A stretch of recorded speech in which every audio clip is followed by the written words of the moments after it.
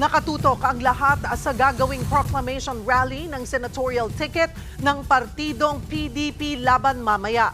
Maaga pa lang, handa na ang makasaysayang venue sa San Juan City. Magbabalita live mula sa Club Filipino si Mobile Journal, Merimon Reyes. Merimon, anong mga paghahanda ang ginagawa ngayon dyan sa Club Filipino?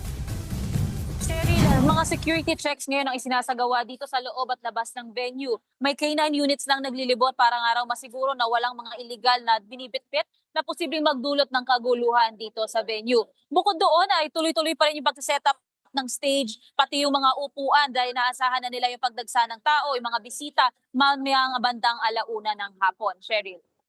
Sino-sino ang inaasahang darating mamaya dyan, Merimon? At ano ang eksaktong mangyayari mamaya?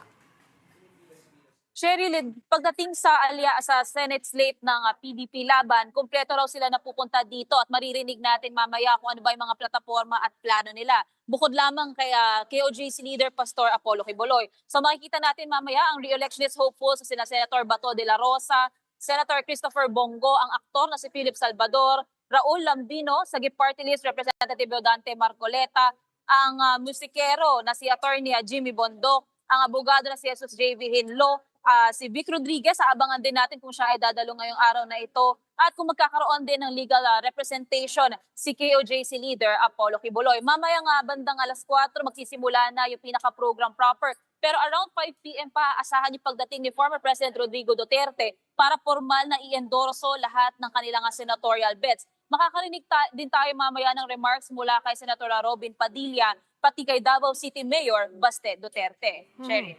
Doon, dyan sa nakikita natin sa venue, very intimate. Maliit na lugar ang Club Filipino, di ba? So, paano yung setup? Kasi doon sa likuran mo, ay may mga tables, di ba? Parang restaurant setup ang Club Filipino Ang sinasabi na nga ng COMELEC na may tuturing na vote buying ang pagpapakain sa supporters.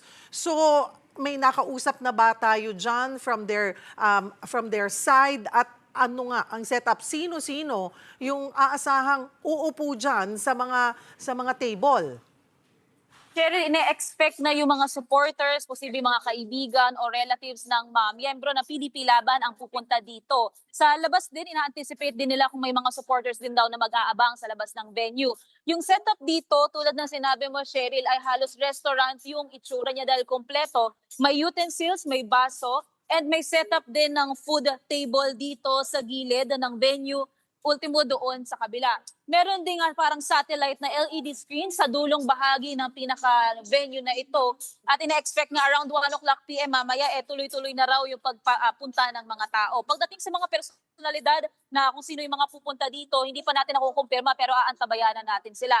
At totoo nga, ayon at pinaalala ito ni COMELEC Chairman George Garcia na ipinagbabawal ayon sa 1985 election code yung pagpapakain at posibleng ang magkaroon ng offenses o disqualification ang makikita nga may ginawang violation sa batas na ito. Sherry. May sagot ba ang kampo ng PDP laban dyan? Ukol dito. So far, Cheryl, ngayon humahanap pa tayo na pwede natin makausap tungkol dyan. May tinanong na tayo pero hindi pa sila nagbibigay ng kanilang response. Kaya mamaya, kung sakaling magpapatuloy na o magsisimula na yung program proper, titignan natin kung ano nga ba yung pagkain na ihahanda. Sino-sino nga ba ang dadalo rito at paano matatapos ang araw na ito, Cheryl? Bahagi ng kasaysayan ng EDSA People Power Revolution ng Club Filipino. May mga nakapansin na tila panay daw ang paggamit ng Duterte Camp ng mga lugar na naging EDSA icons. Sinadya raw ba ito ng kanilang kampo? May nakuha ba tayong reaksyon about this? Cheryl, ayon sa ating mga sources at may nakausap din ako kanina, merong subtle anti-Marcos message na ipanapadala o ipinabahagi itong pagpili nila ng venue na ito dito sa San Juan. Taong 1986 kasi, dito ginanap ang inauguration ni President Corazon Cory Aquino, kasagsagan yan ng People Power Revolution. So may kinalaman ito sa pagpapatalsik kay dating Pangulong Ferdinand Marcos Sr. Pero mamaya susubukin pa natin silang kuna ng panayam kung ano nga ba ang gusto ba nilang iparating na mensahe bukod nga dito sa subtle anti-Marcos message na meron sila. Cheryl. Alright. Sabi mo nga, magsisimula ng 1 p.m. Tama ba, Merimon?